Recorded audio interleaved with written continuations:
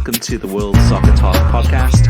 In this episode, we discuss the impact that VAR is having on the sport of soccer, CBS's big addition and big loss to their coverage of the UEFA Champions League that begins this week, our recommended games to watch midweek, and, of course, the letters from you, the listeners.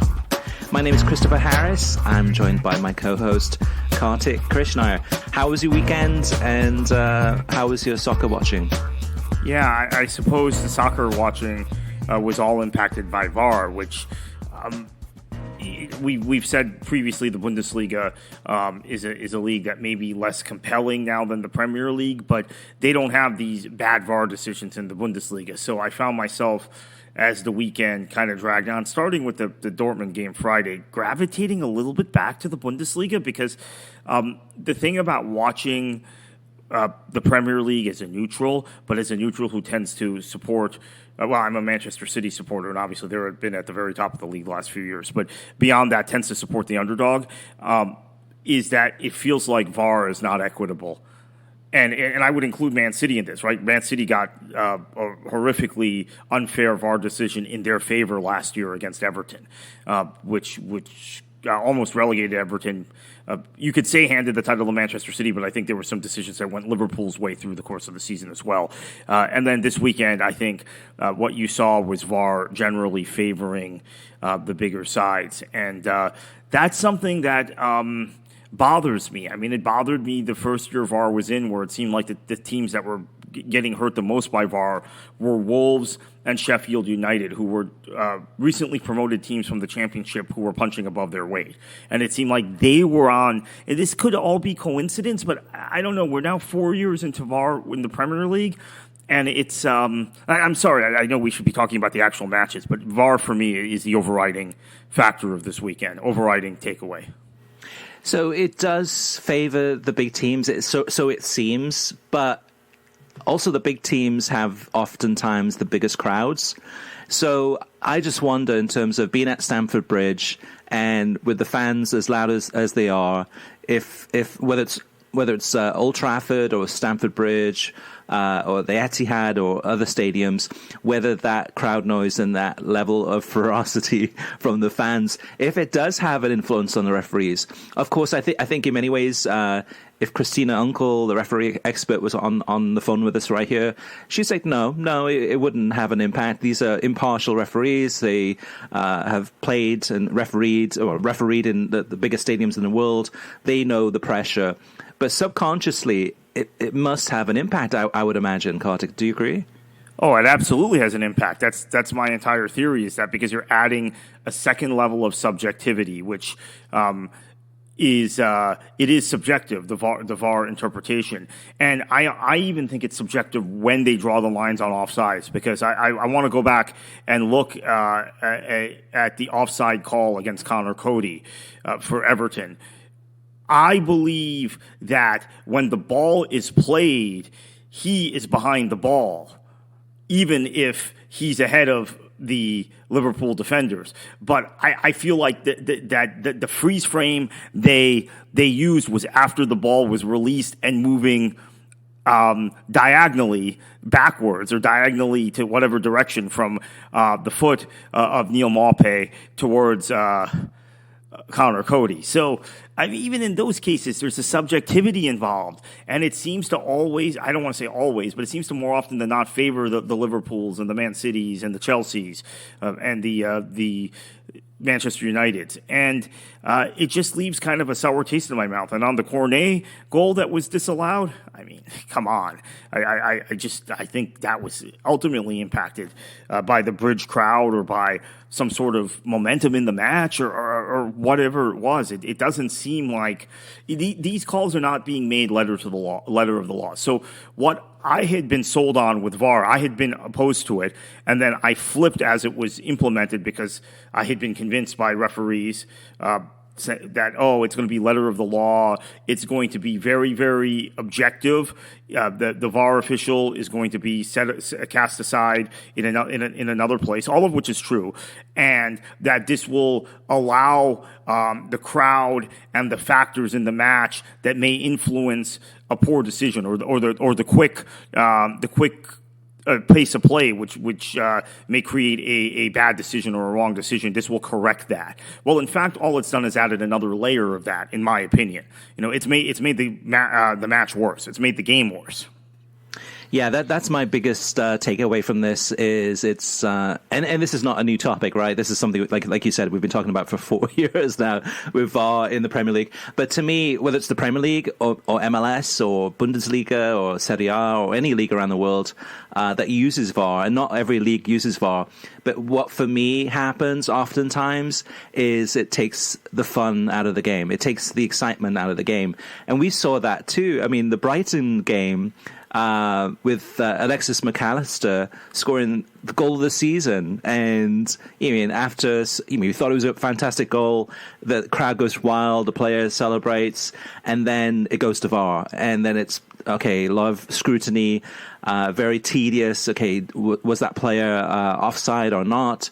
And by the smallest of hairs, he was offside, and by the letter of the law, the correct decision was made and the goal was ruled off. But, Kartik, I'm going to have to call you on this one, though. In the past, several times, you've said, well, these things balance out over the course of a season, right? Yeah, they do. And it already has for Chelsea, because Chelsea fans were going crazy after the Spurs match, right? They were complaining like mad that there was some sort of conspiracy against Chelsea. And who was it? Was it Michael Oliver? Who was the official that day? Or was it Anthony Taylor? I think it was Anthony Taylor. Anthony Taylor should never officiate at the Bridge again. He should never be allowed to a Chelsea match again. 2 weeks later or 3 weeks later, how many weeks it's been since that Spurs match, they clearly stole 3 points, lack of a better term, even though you could argue 2 points were stolen from them in the Spurs match. So this stuff all balances out. I believe it does balance out over 38 matches. Where it doesn't balance out is when you have calls like this in cup competitions, which through the years, it feels like Barcelona and Real Madrid have benefited more from botched calls in UEFA competitions than other sides. And I even remember a two-leg tie between Juventus and Real Madrid where there were all kinds of strange calls, all went in Real's favor. Bayern and Real Madrid, same thing. They all went in Real's favor. Barca and Chelsea, we know about that story. Barca, Arsenal. So, I think over a league campaign, it does all even out, but it takes those moments away from fans. The cauldron that is Goodison exploding when Mopé plays that ball across to Cody, which, again, I still believe is onside. I might have to go back and find some freeze frames or do freeze frames myself because I think he was behind the ball. I'm convinced of that. I know I know the last Liverpool defender he was ahead of, but that's immaterial, actually. Remember, with offside. But it's taking those moments away. It's taking the moment away on the McAllister goal at Brighton. It's taking the moment away for the West Ham traveling fans at the Bridge. And we know what an intense derby that is. We know what an intense grudge match that is. And that's now my biggest complaint. Even as a fan watching at home, when Cody scored that goal, I have a soft spot for Everton. I think everybody now realizes that, particularly when they play in this Merseyside derby. The excitement, the sheer joy I got from that goal in the 71st minute, I believe it was, putting them ahead in a Merseyside derby, which is not a position Everton has been in at Goodison in the last... I think they last won a Merseyside derby in Goodison days after Fenway Sports Group bought Liverpool. So that was in November of 2010.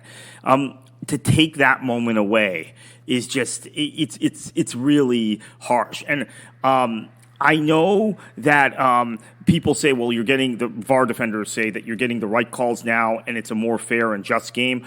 The sport is always filled with inequities and inequalities. It wasn't meant to be fair results wise. And I maintain, even without VAR, officiating decisions tend to even out over 38 matches. So if you have VAR, they tend to even out. If you don't have VAR, they tend to even out, and you tend to get the best champions. The right teams get relegated. I think there was one exception, which was the year Sheffield United was relegated under Neil Warnock. I think they got really some bad luck with officiating, and then obviously the Tevez situation with West Ham. But generally, these things even out. And adding VAR has just added more outrage and complication and anger to the pot. Yeah, you also had, of course, Martinelli with that wonderful goal at Old Trafford for Arsenal, which was called back. Yeah. I think rightly so in this one, where the foul earlier, Martin Odegaard, kind of pushing and kind of.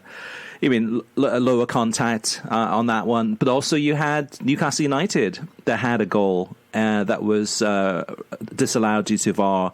And in both the instances with the West Ham United equaliser, which was chalked off, disallowed, and then the Newcastle United winner that was also disallowed, the PGMOL, which is the refereeing body in England, has come out to say that mistakes were made in terms of the way that VAR was used.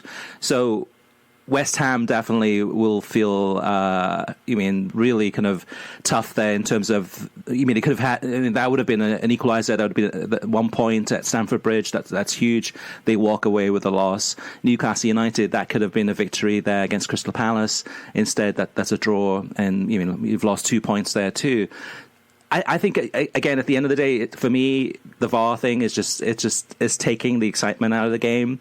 Because when you see great goals, or any goals, you celebrate, but now you're almost holding back because you're like, oh, I don't want to celebrate too much just in case this is ruled off. The other thing interesting, Kartik, this week is that UEFA, for the group stage of the UEFA Champions League, is going to be using the automated offside technology, which has been used in the last year or two in different women's soccer competitions, as well as some other tournaments, I believe. And this, we go back to kind of, that moment in the Everton match where you said that the freeze frame was at the wrong moment. Maybe this will resolve those things where instead of... I'm sure there's humans still involved in the process, but there will be automated technology that will say, okay, here's when the ball was kicked, and here's when the player, in that particular moment in time, if that player was onside or offside. I still think at the end of the day that the offside rule needs to be changed, because we're getting into a situation, and this has been going on for a few years now, where it is so... The margin, the margins are so small that you can be off by, a couple of inches and it's ruled offside. To me, I think there should be clear daylight. And if you see clear daylight between the attacker and the defender, then that should be offside. But if it's so close to the human eye, and even with the VAR, sometimes these VAR things go on for quite a couple of minutes where replay, looking at it, again, analyzing it, is it off or not? And it's so hard to tell, even with technology. So maybe the automated thing will help us, but we'll find out probably, and it might take a while. It might take a couple of weeks to find out whether this is working or not. Yeah, maybe, and that I don't think it can work any worse, truthfully. So it'd probably be an improvement. And to your point about daylight, I absolutely agree. This that used to be the standard referees used. Okay, so you had these very the lines being drawn and the knee lunging forward, and that being a playable part of the body, so that being offside. That was never really considered by most top referees until very recently. The other thing is about the standard about back passes and touches by the defenders. So going back, I know I'm obsessing on one VAR call, but going back to the Cody goal that was disallowed, even if Mopé and the ball were behind Cody, which I don't think is accurate, as I've already said, I believe Milner had a touch. That the ball may have touched off of Milner's boot, whether he intended to play it or not. So maybe it didn't. So, but if it did, then I think that shouldn't be offside. But I know now the standard is if the defender intended to play the ball. Well, if a guy didn't intend to deflect a ball into the back of the net, a defender, then maybe that shouldn't count. That shouldn't be a goal by the same standard, right? All these shots that take wild deflections off defenders but are shots on target and then the keeper's wrong-footed. I think it's ridiculous. If a defender touches a ball, then I think it's a live ball and their offside should not apply. I don't care whether it was intentional or not. So the offside rule needs to be re-examined. And the other thing, Chris, is that they constantly tweak the offside rule, right? There are changes and directives every season in the Premier League or the Bundesliga or Serie A, wherever, that affect how fans and supporters and consumers view the sport, because we're used to one standard one season and then it changes the next, even if the law hasn't been rewritten. Certain points of emphasis are given to the officials. And I think that this is complicating a very simple game, to be honest. Yeah, I agree. I mean, the thinking originally was that technology would benefit these decisions. I mean, the goal line technology to me is perfect. It doesn't work 100% of the time. There's been instances where it hasn't worked, but 99.9% of the time, goal line technology works, and that's simpler. That's more objective. I think the technology is complicating things, and to me, it is diminishing the actual end product, which is like for this podcast, Kartik, every week we want to talk about all the great things that happened, what wonderful match we watched, you mean whether it was a comeback, you mean Montreal coming back and beating Toronto, or what the Inter Milan derby, whatever it may be. And of course, we saw those games, and we saw a lot of great goals and action. But instead, we're talking about VAR, and I don't want it to be that way. You mean, but it has to be talked about because it is having such an impact, and to me, a negative impact on the game. Yes, it's making some right decisions, but it's not helping with the enjoyment and kind of flow of the game, because it's stop, start, going back, and just micro-analyzing situations. It's taking the fun out. Yeah, and quite frankly, this weekend, maybe I'm a sourpuss, and if you feel that way, we have the listener mailbag. You can come back at me or at us for it, but it's obscured the entire weekend for me, at least in England, at least in the Premier League. And maybe this is my own psychology, which is I need to work on, but I've gotten kind of depressed about some of these VAR calls and the way some of these results went as a result.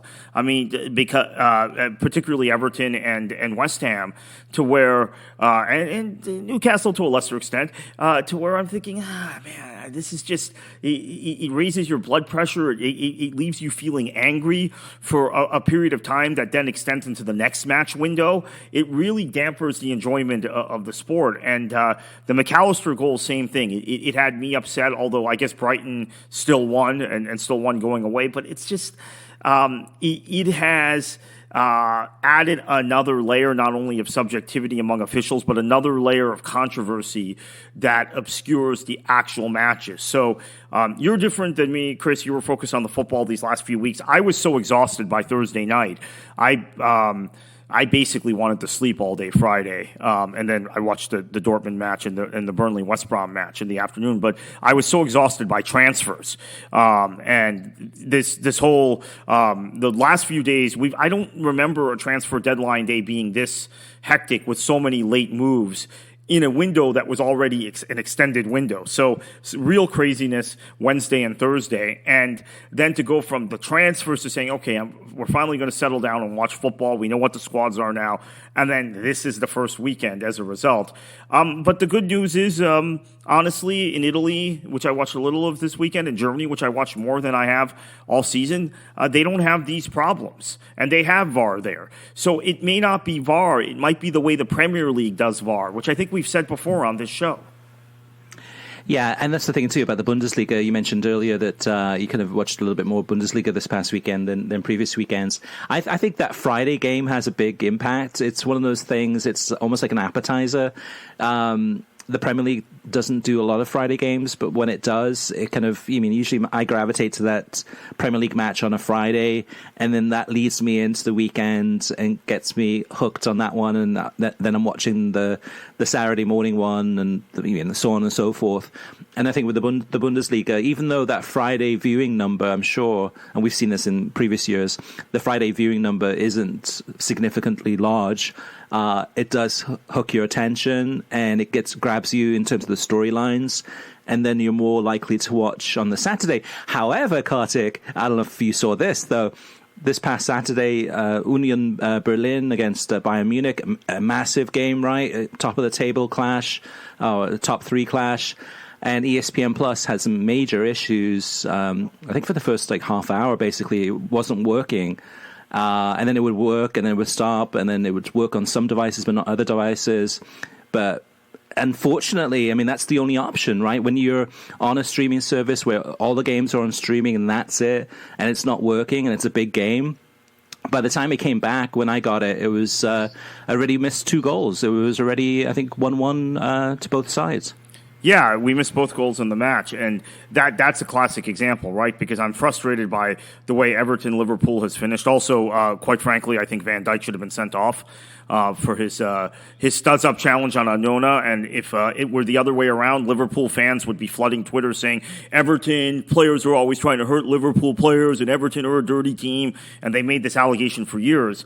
When the shoe's on the other foot, Everton fans aren't saying the same thing. But anyway, VAR missed that also. So I was really kind of angry after that match, even though I know the draw is a good result for Everton. And I think Lampard, the things I had said about Lampard where I'm very patient and think that things will come together, they're coming together, even though they're not getting wins yet. They need to start getting some 3 points soon. But I'm happy with the progression, but I really feel like they should have gotten 3 points out of that match. So I flipped to the Bundesliga, to Hulu, and it's not working. And I don't think my Hulu stream came up until 9:50 or so Eastern time, by which time both goals in the match had been scored. So Leeds United, Kartik, what a roller coaster of a ride this season's going to be. I mean, we knew this, right? We knew there would be highs, we knew there'd be lows, and this past weekend against Brentford, I think it really exposed this Leeds United team. Yeah, I think they have. So this is the issue ultimately with Marsh teams. We saw it with Ranić last season. So for those who aren't as familiar with Marsh's coaching philosophy, what you saw from Ranić at Manchester United, it's generally the same philosophy. I think it works better with the guys Marsh has, and he's had a window to sign guys, right, that fit the system, unlike Ranić at Man United, who was a caretaker and wasn't able to get the right personnel in. But you will see a lot of matches where they suffocate the opposition with their high press and creating mistakes as teams play out of the back. We saw that against Chelsea, right? And then you will see other matches where they're just opened up like this by teams that are similarly athletic and similarly built to press high, create mistakes, force the tempo of the match. So Brentford is a bad matchup for them, which I felt last season too, and they got the result in that last match of the season to keep them up against a Brentford team that admittedly had nothing to play for other than maybe finishing a spot or two higher in the table. But I think this will be Leeds all season. I didn't jump on the bandwagon of saying, oh, now they're definitely safe, they're going to finish in the top half like others. Now I'm not jumping on the bandwagon that, oh, they're definitely going down. I think this season is really complicated from multiple perspectives as to why it's difficult to see who clearly is going down and who's going to get cut adrift at this point. In addition to the World Cup, the extended transfer window and the amount of transfer activity at the end of the transfer window is pretty glaring. And Leeds, of course, didn't get their number one target, right? He ends up going to, well, he didn't end up going to Nice, right? He failed his physical at Nice. So they let Dan James go to Fulham under the pretense, I think, that they were getting another player, another physical kind of or athletic type player that didn't pan out. So I don't think they're undermanned, but it's going to be a topsy-turvy season for them. And the other side, I'd say, is going to be like that of Southampton, who are going to be very up and down all season because of their youth. Yep. All right, let's move on to TV streaming news. Kartik, I'll kick this one off. So, big news this past week, and that is that CBS Sports announced their talent, both their commentators and studio talent, for the UEFA Champions League and also Europa League coverage, and of course Conference League too. So, a lot of familiar faces are returning. Of course, Kate Abdo, Jamie Carragher, Thierry Henry, etc., Mika Richards, I believe, too. So that hasn't changed there. But the big change is on the commentary side.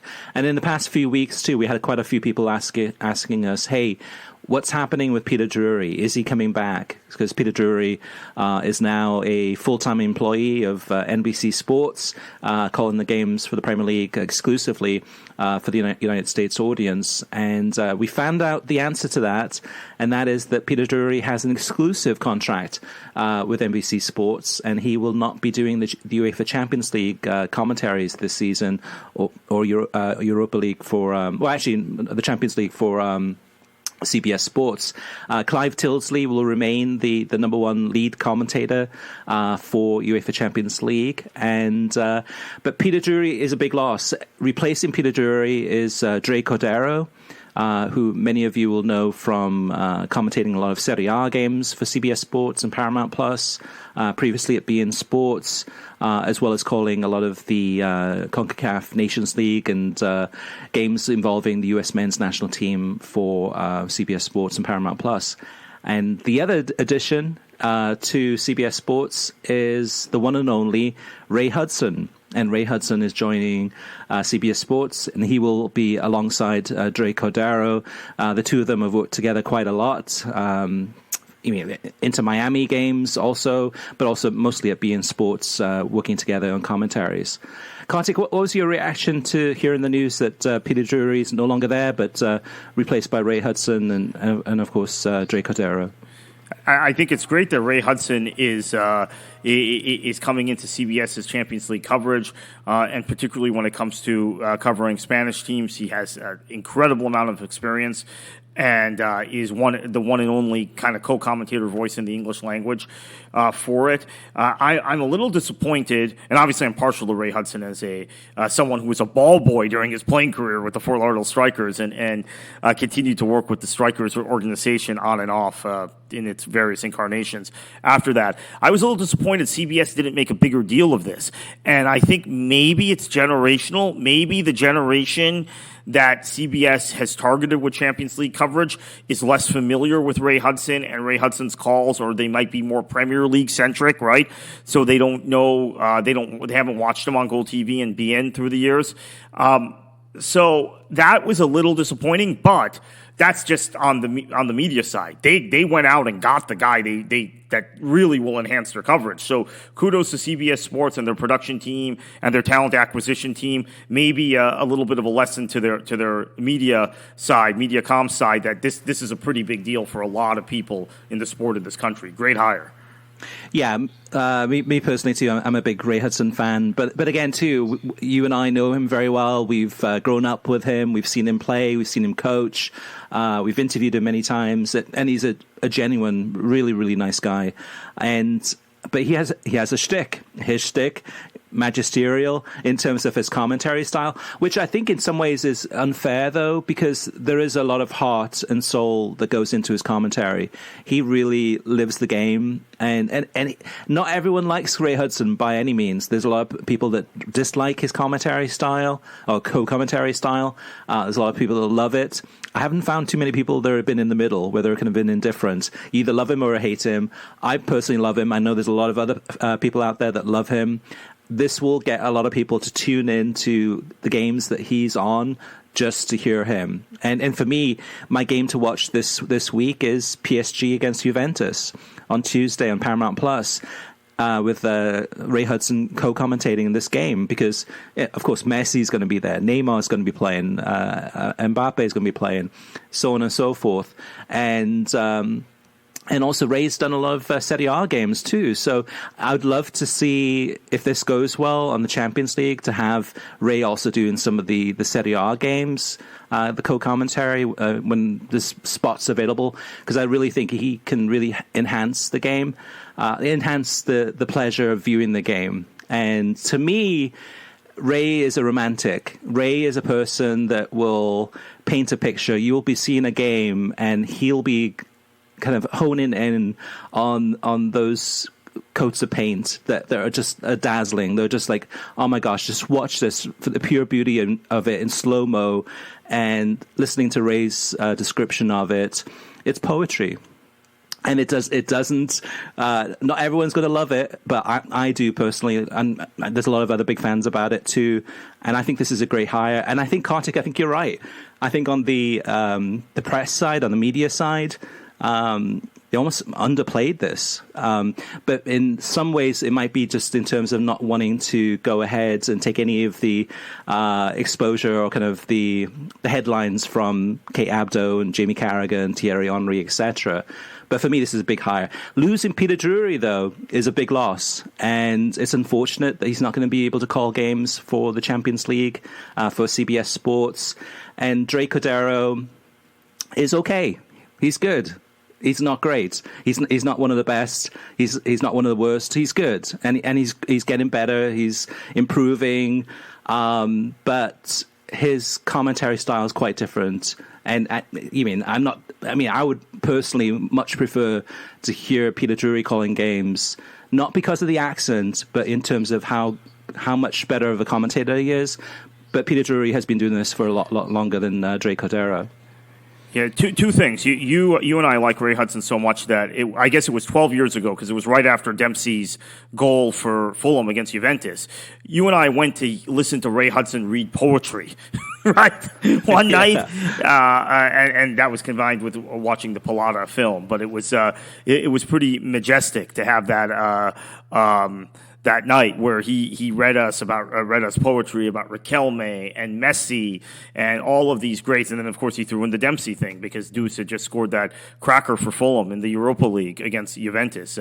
Arguably the biggest goal in Fulham's history, or was certainly one of the biggest goals in Fulham's history. The question for you, Chris, is, would you prefer to have Peter Drury calling Champions League matches, was it maybe 12 times a year on CBS, 12, 15 times a year, or would you prefer this arrangement? Because I prefer it, where he's on NBC every weekend and we're getting him 70, 75 times a year calling big Premier League matches, or more maybe. Some weekends he's calling, probably 2 matches a week. So yeah, like 76 matches a year. Yeah, no. I prefer having Peter do the actual Premier League. I mean, to me, that's enhanced my pleasure of watching the Premier League this season. It's been a joy to listen to him calling more games, and we get to now hear more of him in the Premier League. In previous seasons, for the last 10 years or so, we've had less of him calling Premier League games, because oftentimes the big games that he would be calling, we wouldn't, for the world feed, it would be Ola White and, I don't know, Graham Lasso or somebody else. So we wouldn't get to hear him do as much Premier League matches.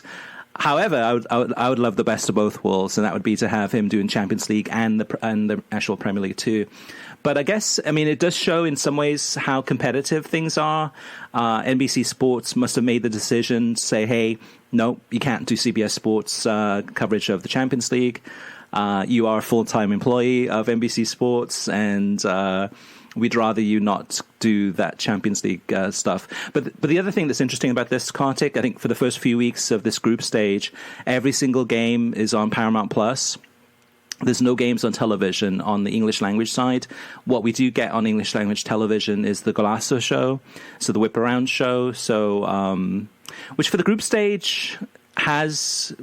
it makes sense in some ways if there's a lot of goals going in. There's so many games happening at the same time.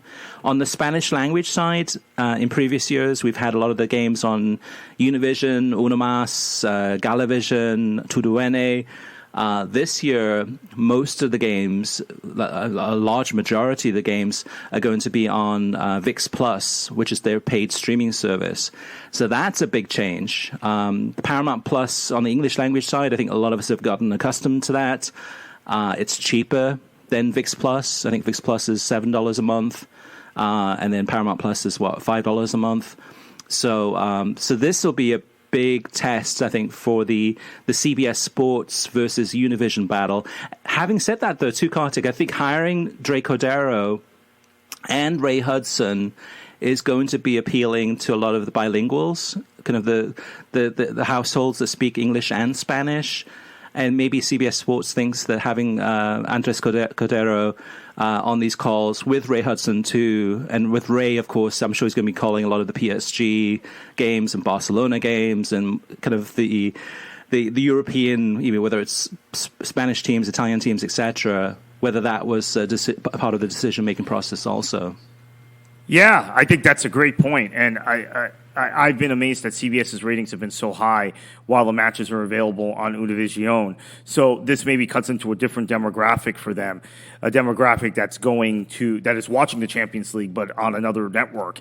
And that also sets up well for the next 6, well, I guess now it's 8 years, right? They have this for 8 more seasons.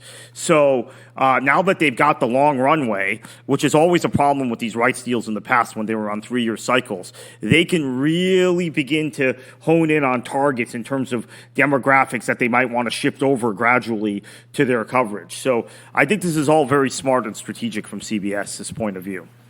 So what about the evolution of Ray Hudson as a co-commentator? Because when he was coaching in Major League Soccer, he started doing some games for ESPN. Actually, before he was coaching.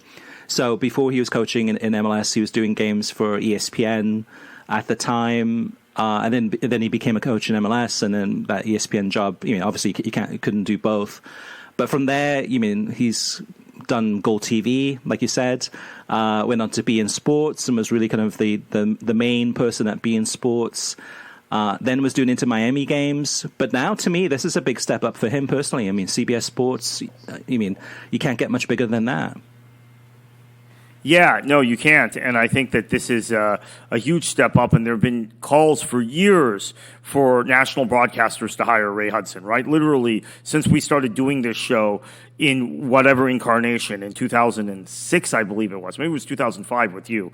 I didn't join you until 2006. There have been calls for, why doesn't ESPN hire Ray Hudson? Why doesn't Fox hire Ray Hudson? Why doesn't NBC hire Ray Hudson? Why doesn't Turner hire Ray Hudson?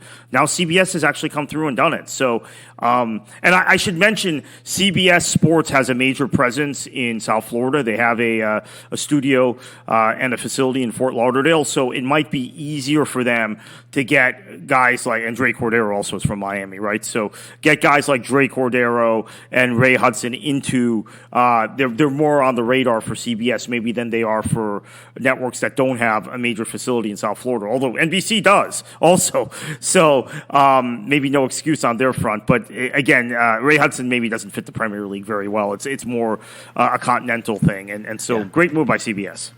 Yeah, I think in many ways, though, too, Kartik, this could be another step up for Ray Hudson. Opportunities, maybe if he does well at CBS Sports, maybe, and that might not be an exclusive deal. Maybe he can also do some coverage for some of the other broadcasters. But I'm looking forward to watching it.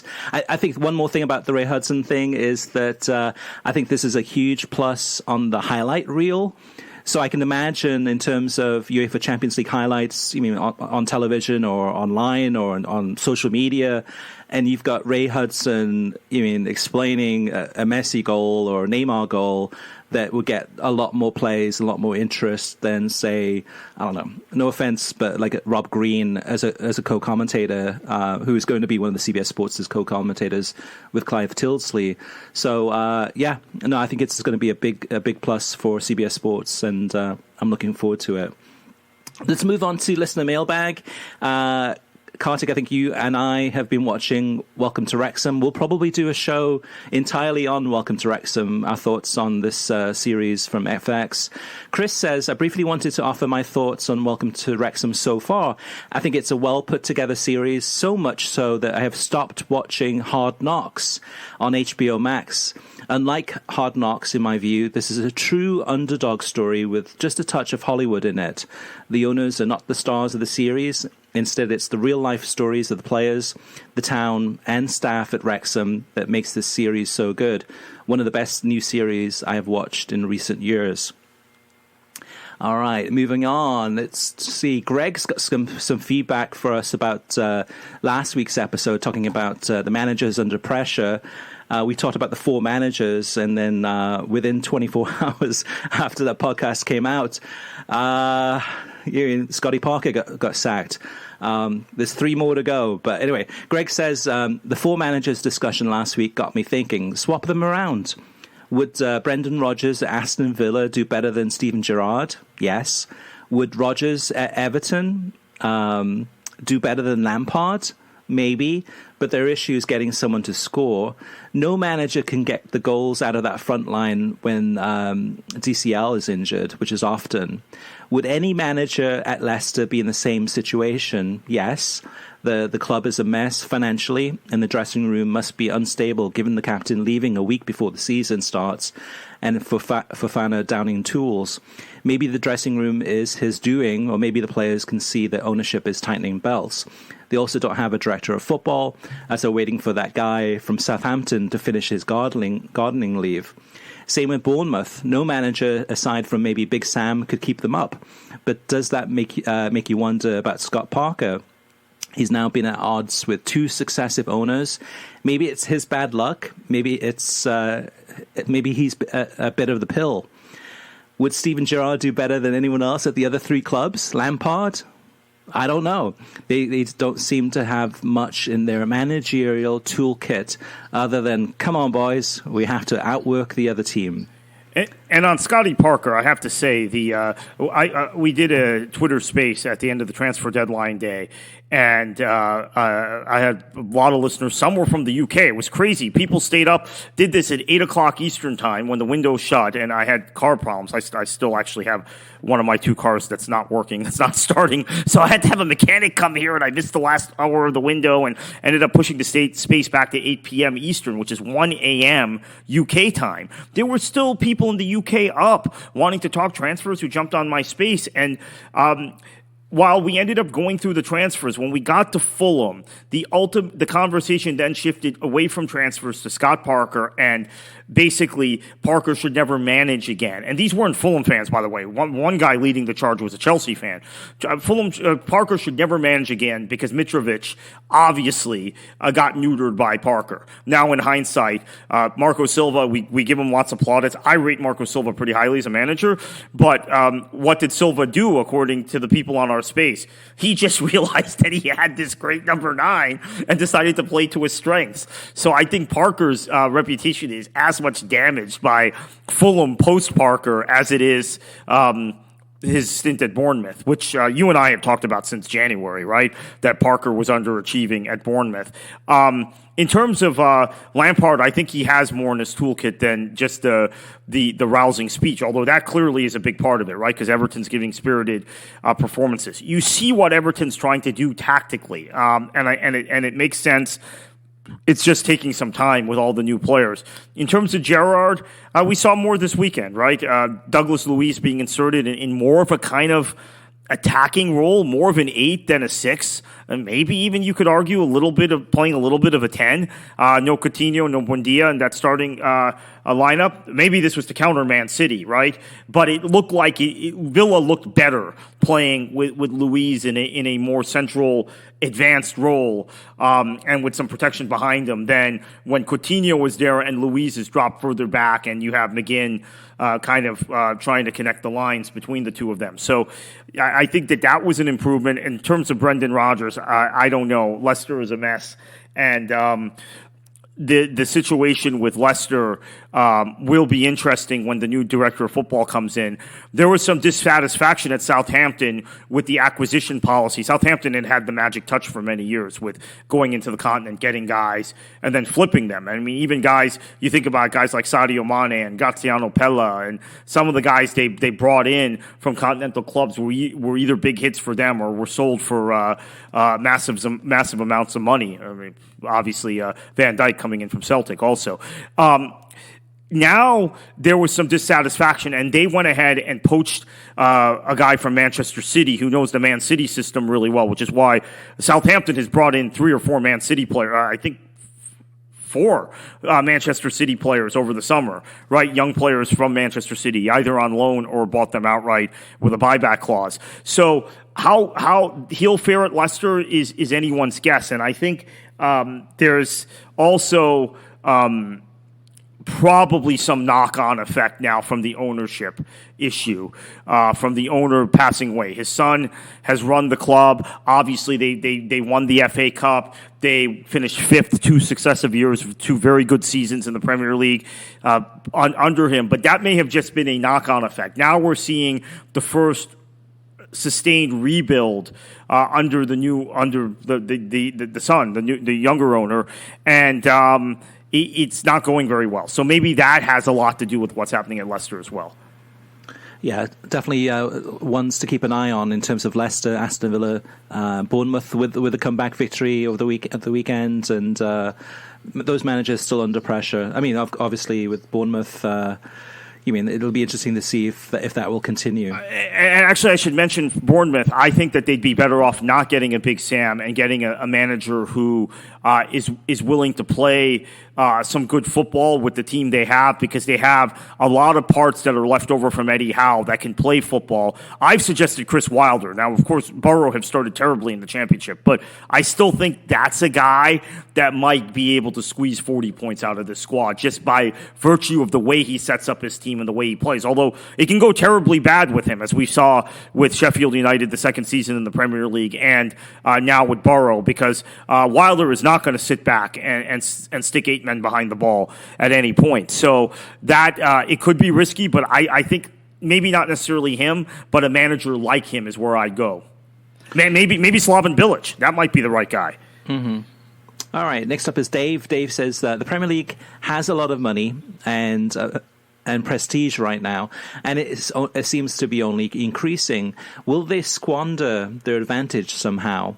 It was not that long ago that the Premier League was on the verge of losing the 4th Champions League slots, while nobody outside Spain could beat a Spanish team in the Champions League or the Europa League. I guess you never know what the future holds, but the Premier League is in an enviable position. JP says, all the talk of the Premier League being the de facto Super League is premature. Yes, it's the most popular domestic league in the world. Yes, they spend the most money.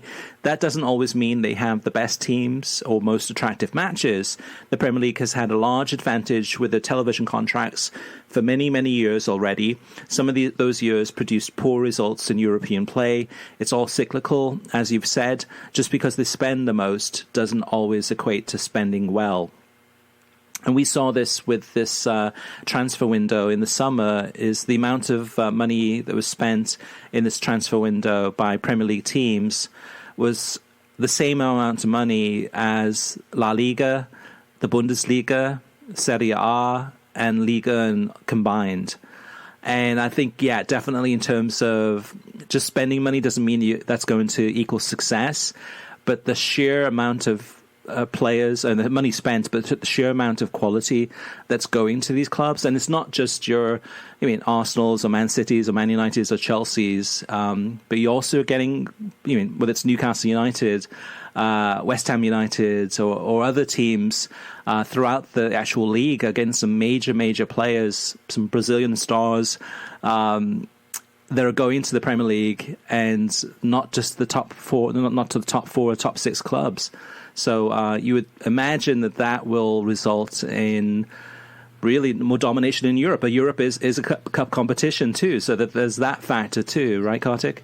Yeah, Europe is a cup competition, and I think anything can happen. And there's certain built-in factors that maybe favor Spanish clubs in particular. I do think that this historically has always been cyclical. Serie A was on top for a long period of time. Maybe younger people don't remember that, but they were the go-to league in the 90s and early 2000s. Spain was on top for a while. We've had fleeting moments where the Premier League has come to the forefront, or the Bundesliga. But now it feels like the cycle might be broken, because the disparity in TV money, and not just TV money, but commercial contracts and sponsorship for individual clubs, for clubs beyond the top clubs in a league, are so skewed. So, for example, while Bayern still draws about as much sponsorship revenue as any club in England, right? You compare hypothetically West Ham or Brighton to similar level clubs in Spain and Germany and Italy, and the sponsorship revenue is off the charts for the English clubs by comparison. Then you throw in the television money. So I think that while the assumption is it's cyclical, and there seems to be some sort of built-in campaign, right? This narrative, almost like a very preachy political campaign that's being created on social media to push back against the notion that English clubs are dominating. Or there are also people saying that there has to be some sort of regulation of English clubs that somehow shouldn't exist for continental clubs, right? There has to be some sort of standard or regulation imposed by UEFA or FIFA to bring English clubs back to the mean towards Spanish and Italian clubs. Even though the fans of Spanish and Italian football, Chris, have never advocated this for Eastern European clubs or clubs from the Low Countries or clubs from Scandinavia, right? When Spanish and Italian clubs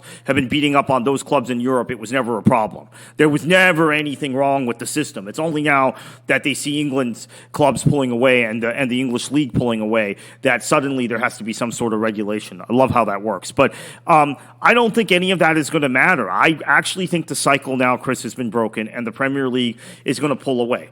Champions League's a cup competition. Anything can happen. I don't know that it's a really good standard. I mean, maybe it is a standard, but it shouldn't be the only standard for comparing and judging leagues. But I think in just the general overall drift of where top players are going to go, where guys are going to want to play football, it's England. It's the Premier League, and this applies to people from everywhere. The influx of Brazilian players to the Premier League in the last few seasons is pretty significant, Chris, because this is something that always was the missing element in the Premier League, right? There were a lot of top Brazilian players in Italy always, Spain less than Italy. Germany developed, there was a period where there were a lot of the top Brazilian players were going to Germany. Obviously, always been a ton in Portugal. Now you're seeing, I want to say, the majority of Brazil's really elite players, maybe of their top 20 players, the majority of them are now playing in England. It might even be 15 of the 20. I actually should do this and count it up. But if you go position by position in the Brazilian national team and who's going to start, who's going to be the backups in Qatar, I think the majority of them play in the Premier League now. Yeah, that's always been the discussion in previous years where we talk to people about the best leagues in the world. And oftentimes it would be a battle discussion, kind of a heated discussion between La Liga versus the Premier League. And on the La Liga side, oftentimes they would say like, well, yeah, but still, you've got the best players in the world don't play in the Premier League. It's Messi playing in Spain. It's Neymar playing in Spain. Those two players in particular have now moved on, of course, to France. However, with the amount of Brazilians coming into the Premier League, I mean, there's the capacity, the potential that the best players in the world, the next generation of the best players in the world, will be playing in the Premier League. So whether it's arguably Erling Haaland, right, or it's Paqueta or whatever, whoever these players are going to be, they're going to be the next big superstars. We shall see. Anthony too. I mean, Anthony making a great debut for Manchester United. You saw right away the brilliance and the difference in that player. Paqueta in particular, Paqueta, I'm not sure how to pronounce it. I've heard various pronunciations in watching Leon matches, so we'll go whatever the pronunciation is. That in particular, a Brazilian friend of mine WhatsApped me when that move to West Ham happened, said that to him is just confirmation. The Premier League is pulling away. And he's been one of these people who said, oh, it's cyclical. Yeah, Premier League's on top now, but it'll come back. It'll be Spain or Italy at some point. And he's based in Brazil. He WhatsApped me and said that's it. You know, that's like to him the best Brazilian number 10 of this generation, who not only has he gone to West Ham, but he's gone to West Ham specifically because he wanted to play in the Premier League. That was the consideration. It's like, I want to be where the best is, and I'm Brazil's best number, at least in this guy's opinion, I'm Brazil's best number 10 of this generation. I want to be where the best are, so I need to find my way to an English club, and if Man City, Man United aren't going to sign me, let me go to the next level, to the level right below that, just so I get myself into the Premier League. Yeah, that's a big deal. And I wouldn't be surprised in a couple of years if he did join Man City or Arsenal or Chelsea or Man United, and then was, just top drawer, right, in terms of just moving up the ladder. Hopefully he'll do well at West Ham. Hopefully he'll stay there for a long time. But I think he probably will, because Moyes is one manager, and I explained this to this guy. I'm like, I think the reason he's going to West Ham is Moyes is a manager that still values the use of a number 10, which is kind of now passé in club football, maybe not at the international level, but in club football, you see teams playing either in a 4-3-3 or a 3-5-2 or some variation of those formations, which doesn't feature a central playmaker. West Ham, throughout Moyes' tenure, and this was the same thing at Everton, always have had that central playmaker, whether it was Timmy Cahill. Recently with West Ham, he's alternated Lanzini, Benrahma, Fornals, but he favors that central attacking midfield player that a lot of managers are phasing out in their setup. So I think West Ham actually, from a playing perspective, is probably a great fit for him. And he looked pretty tidy in his debut against Chelsea. Obviously, we've talked ad nauseum about VAR in that match, but the match itself was pretty good. Yeah. Arsenal, Man United game too. A lot of good games this past weekend, and that's the thing. One more thing on this too, Kartik, is that taking the other than the Premier League, the next 4 top European leagues, and those 4 European leagues having the same spend as just the Premier League. I think what it may show is in the next few years is maybe a level of desperation in terms of the Barcelonas, Real Madrids, Juventuses of the world going into deeper debt just to try to keep up, just try to get those players, because that is their ticket to success in terms of whether it's the Champions League, sponsorship deals, ticket sales, TV revenue. TV revenue has such a big impact that the fear is that gap is going to extend even further, which is worrying signs for a lot of those big clubs in Europe. Just a couple more comments to go. Rico wants to talk about Anthony Gordon. Rico says, Anthony Gordon is another overhyped English player who doesn't compare to Havertz, Pulisic or Werner, who have produced for bigger clubs and in the Champions League. I disagree with Kartik's assessment, and I agree with Christopher. If Gordon is worth $100 million, then how much is Vinicius Jr. worth? $250 million? Yeah, I can see that perspective if you're focused solely on the Champions League. But there's a consistency factor you need in the Premier League, which Gordon has shown at Everton, which Havertz has never shown. I don't even know if Havertz is... I would play him very often in the Premier League. I know he got the winner in this match this past week, but he's an inconsistent player. He has runs of form where he looks very good for 3 or 4 weeks and then fades for 6 weeks and then plays well in Europe, so we tend to forget about it. I don't think he's an elite Premier League player at all. I don't think he should be on a top Premier League side. Pulisic has had a lot of injuries. I think there's still some flaws in his game that haven't been worked out, but I think he has more upside than Havertz. Havertz I wouldn't touch, personally, if I were running a football club. And Werner, I like Timo Werner. I think he was underappreciated by fans in England. I think he did a lot of stuff off the ball that the 2 other players you mentioned, Havertz and Pulisic, don't do.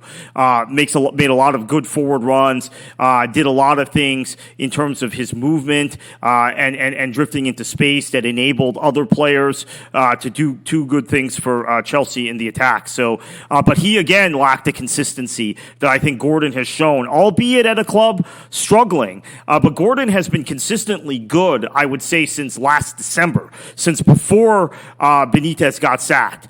He's been consistently good through this point. I don't think Havertz, Pulisic, or Werner ever had a run of that long where they were consistently good in their play in the league, particularly Havertz. Again, I would go back to Havertz and say he's a flash in the pan. He's the type of guy who should be a reserve maybe on a continental club that's competing in Europe that you throw on for the last 30 minutes of a Champions League match. Maybe he'd be good at Real Madrid in that role, but I do not think he's consistent enough to be a starter in the Premier League for a top club. Last but not least, Ryan Evans says, I really wanted to get your guys' thoughts on the Alex Neil situation. I still don't know what happened to him and Sunderland. Judging from the contract, it seemed like he was never planning to stay long-term with Sunderland and jumped at the first opportunity he got to leave. Also, Champions League chances for Celtic and Rangers. Rangers worry me a bit because of their inconsistency.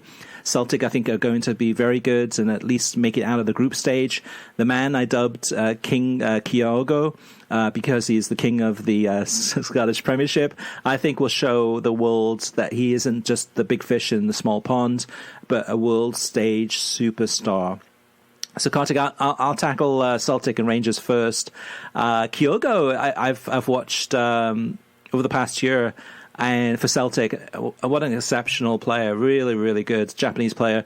The Old Firm derby, which is this past weekend, he got injured within the first couple of minutes. Kind of a nasty blow to the shoulder. Hopefully, he'll be fine for the game against Real Madrid. And that's the thing, though, too. I mean, like he'd been going from the Celtic Rangers game, which is a big game, massive game, fun to watch. But the level of football between that and then playing Real Madrid, we'll see in terms of Celtics and Rangers' chances. I favour Celtic more in terms of their chances, but I'd like to see them get out of the group stage, but I'm not optimistic there. And Rangers are too inconsistent. It's just you never know which one's going to turn up, and they can be good, such as in the Europa League, but then they can also be pretty poor, as we've seen. What about Sunderland with the situation there, Kartik? Yeah, first off, I have to say Alex Neil going to Stoke wasn't that much of a shock to me. Stoke has been in this position where they have consistently poached managers since they've gone down, right? They've consistently poached managers that have been, they thought, the next big thing that can get them to back to the Premier League. They did it with Nathan Jones, who has been very good, except when he was at Stoke. Michael O'Neill, now Alex Neil. Now, unfortunately, though, this is reflecting more on Sunderland, right? And I think you have a situation where Sunderland is not a stable enough situation. And Neil, they went unbeaten, right, from February onward last year in League One to get out of the league. But you have a situation where I think the consensus is that this is a lateral move for Neil. So why would he make it? Well, they are clear. The reasons are pretty clear, in my opinion.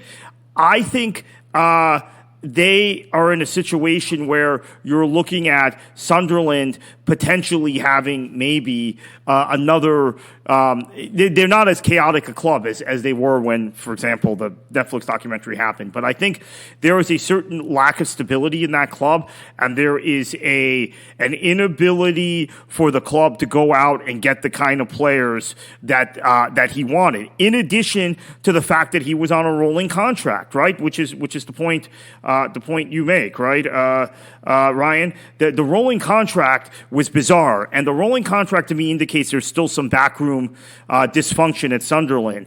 And the terms of his contract apparently had been improved since over the summer after they were promoted, but